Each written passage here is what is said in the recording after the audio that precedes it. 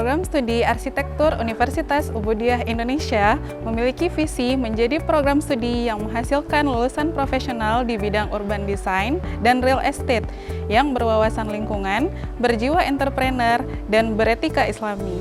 Kami membekali mahasiswa dengan keilmuan arsitektur yang berpadu antara kreativitas, teknologi, dan kepedulian terhadap nilai budaya dan lingkungan.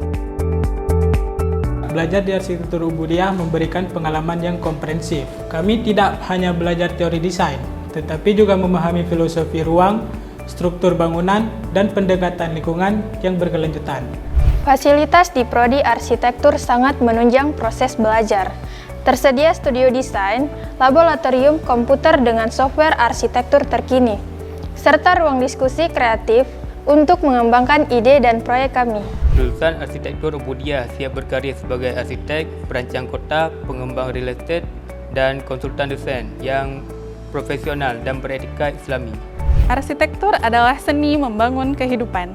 Bersama program studi Arsitektur Universitas Ubudiyah Indonesia, kami mencetak calon arsitek muda yang tidak hanya merancang bangunan, tetapi juga membangun peradaban yang berkelanjutan dan berbudaya.